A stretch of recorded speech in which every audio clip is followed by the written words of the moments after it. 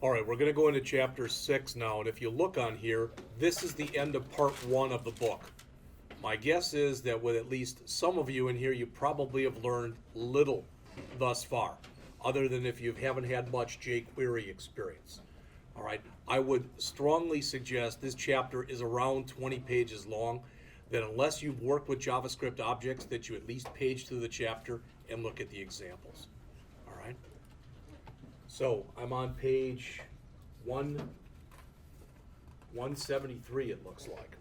All right? So how to access Java objects, how to create and manipulate strings, how to sort Java objects, how to search arrays and strings, and how to create your own custom objects. And this really starts to get into the land of JSON, JavaScript, object notation. And when you start talking about how to create your own objects, the author gives 2 or 3 different ways of doing it. And there's other ones that aren't even mentioned in here. All right? So, he talks about creating a new object instance. Well, you'll have to start getting used to looking at stuff that looks like this, because that's not identical, but the word new is typically used whenever you're about to create an instance of an object. In fact, using the word new equates to you doing what's called object instantiation. And that's whether you're using PHP or whether you're using JavaScript or whether you're using Java. All right? So you come in here, and let's just say that instead of this, you just literally, you came in here and you did this, which is totally legit in this language. So let's say you came in here and you said var user equals new, and all you put here was object, just like that. That creates a brand new object that's called user, and you can immediately start appending other things onto it. So I could say user.firstname equals double quote Jeff, double quote, etc. So you can create an object with nothing in it and then just start to add stuff. All right, even outside of it, it doesn't matter. And what the author shows you in here are different ways of doing the same thing.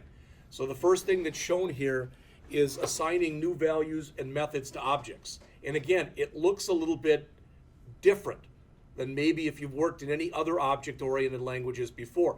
This is different than the way it's done in Java. This is different than the way it's done in PHP. But in here, and again, this is one of the ways of creating objects. So the author is coming in here and is creating a brand new function. It's called write.me. And it's document.write, document.me. And it's like, what the heck is that? You may or may not be aware of this, but document is a built-in JavaScript object. So not only can you create new objects, you can add methods and you can add data to existing objects. Not only your own objects, but you can also do it to built-in JavaScript objects. All right, so if there's a JavaScript object that does most of the stuff you want it to do, but not everything, you can add your own methods to it to make it do the other stuff that it isn't doing. So what this says in here is I want to be able to do a document.write. And what I want to write out is document.me. Well, what's that? Well, outside of the function, we declare document.me to be Brad Daly. All right, this line right here, hopefully you notice something here. There's no parens right there. All right, what that is saying is when you call the write.me function, it's supposed to be doing document.write.me. All right, so in other words, what's going on in here is I'm creating a brand new function called write.me, and I'm defining the parameter that I'm going to pass outside of the function.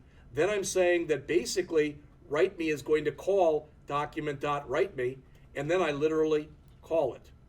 And if that confused you, I didn't mean to, but read the text that's in there, because every language that allows you to do things in an object-oriented way has their own little quirks as far as the way that they do it. There is no standard way.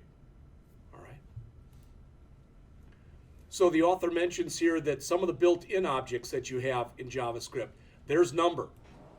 So if you create a new number object, these are the different methods that you can run on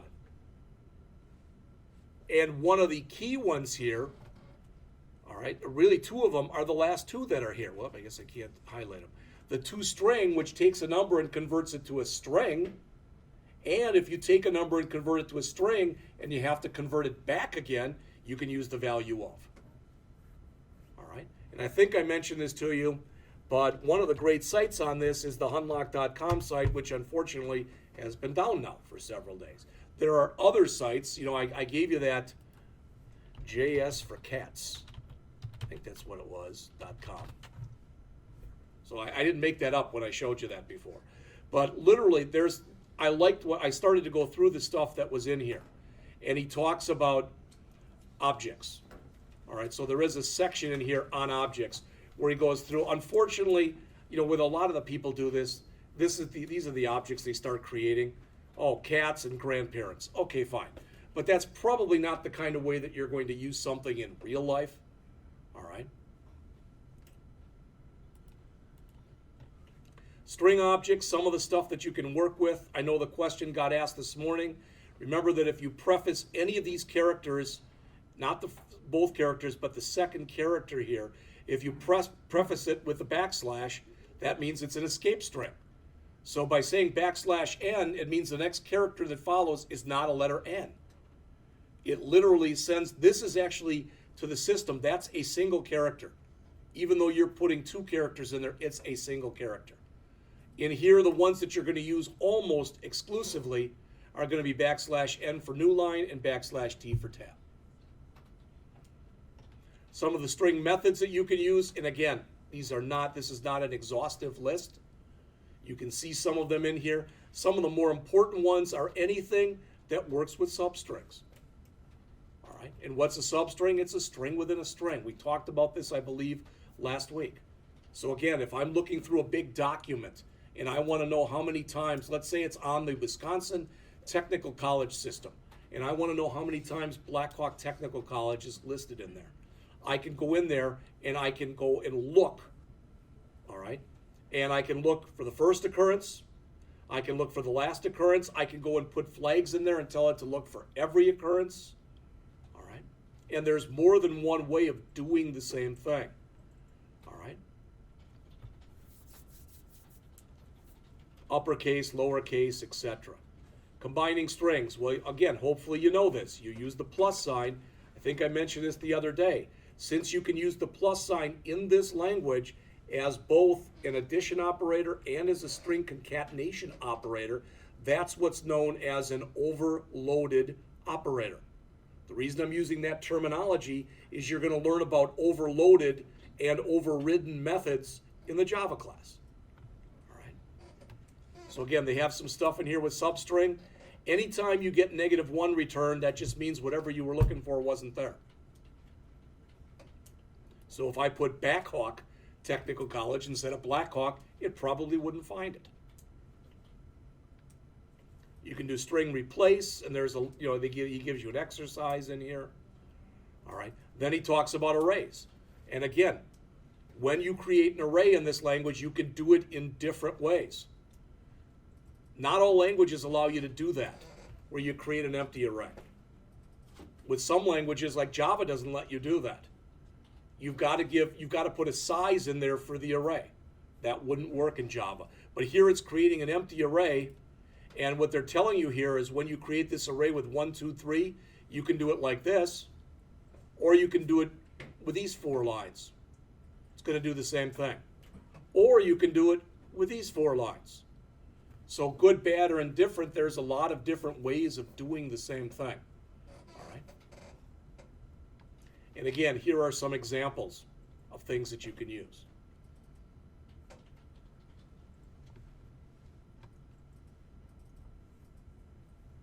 We already talked about using the for-in loop to iterate through an array.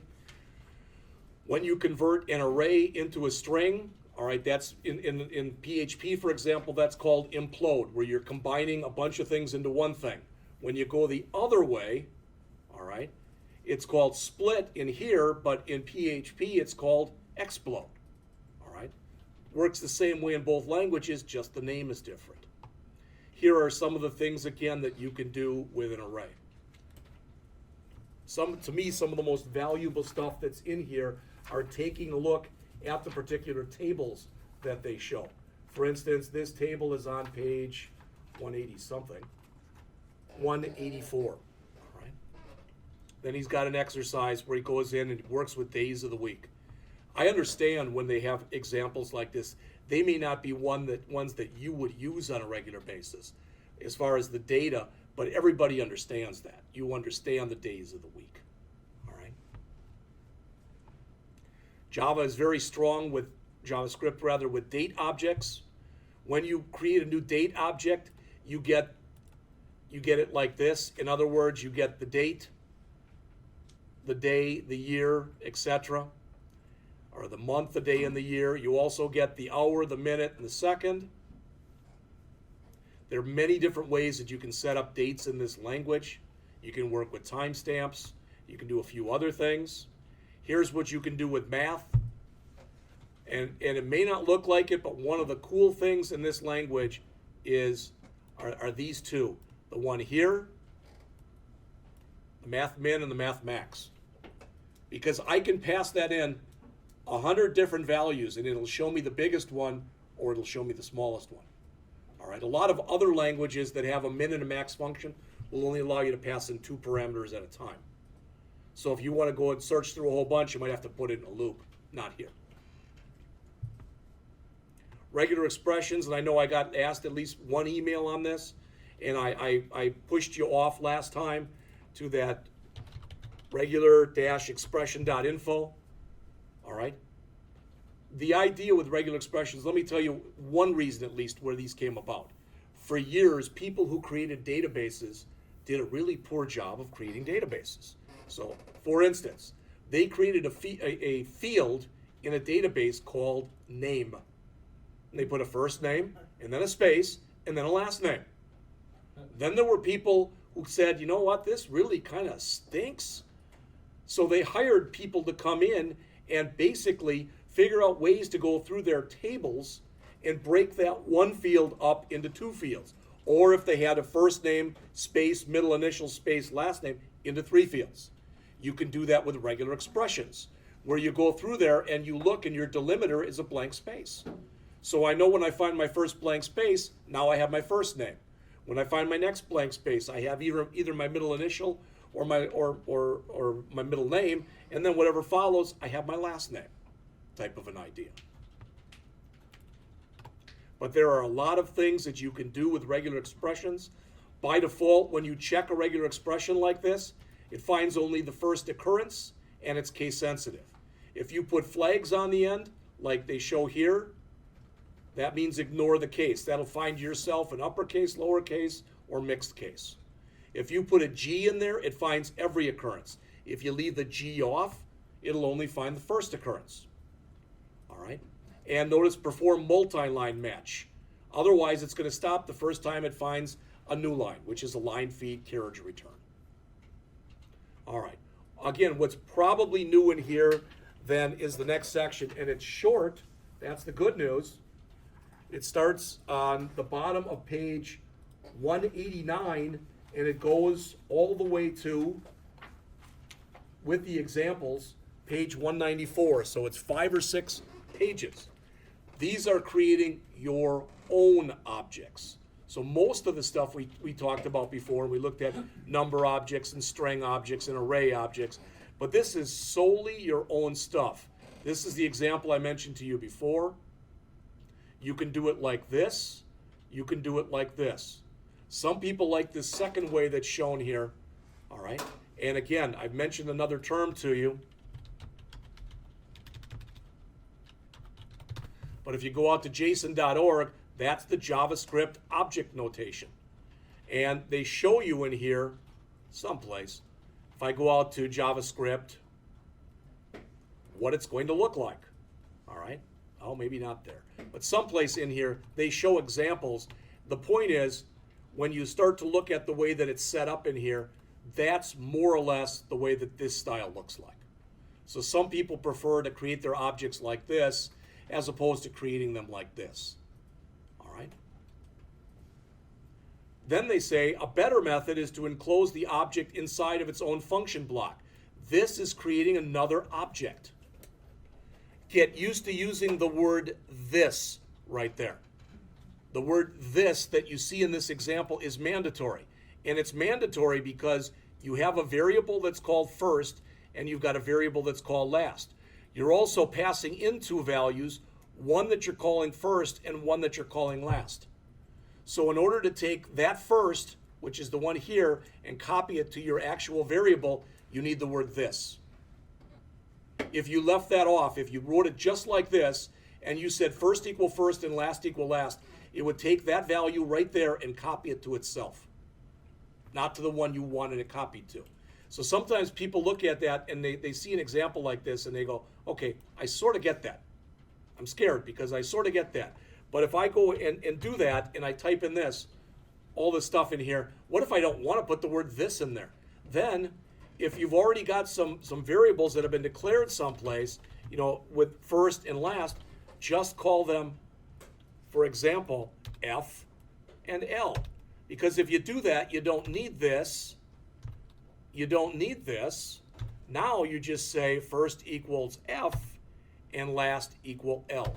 So the only time in this particular occurrence right here that you're required to use the word this is if the parameters you're passing in are the exact same names as the variables that you're trying to copy values into. All right? Now, that's a generalization because as you get more into the language, there are sometimes you have to use the word this. All right? You use the word this. Visual Basic uses the word me. All right? Swift uses the word self. So it's different in different languages. If you look at it as kind of being the current thing I'm talking about, you're best off. All right. And again, you can add methods, as we mentioned, to built-in JavaScript objects. And that's what they're doing here.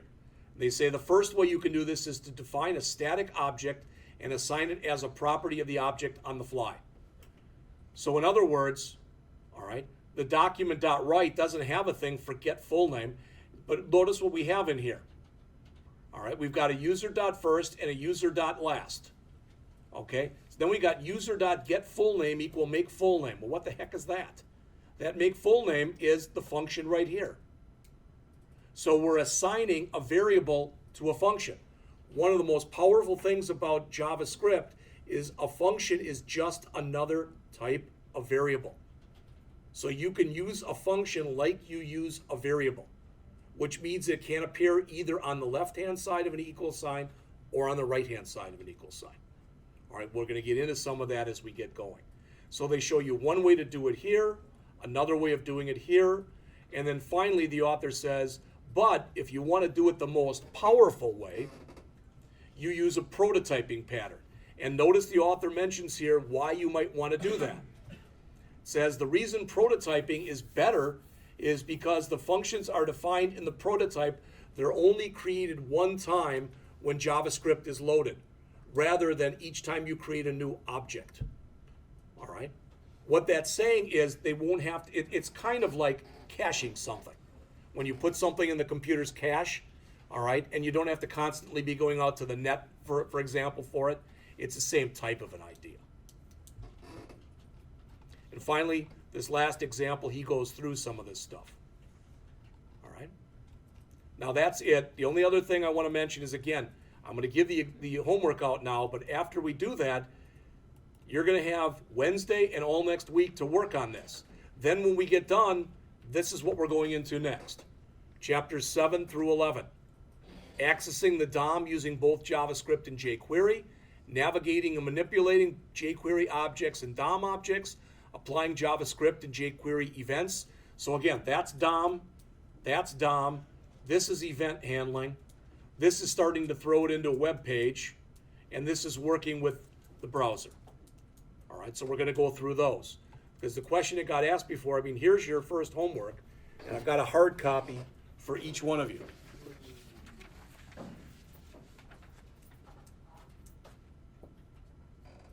Almost each one.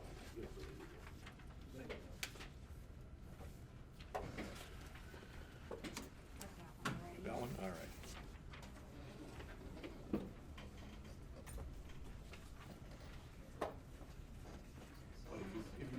it out today, if you did print it out today, you're fine, but if you didn't, yours might not be the same as what I had out there yesterday.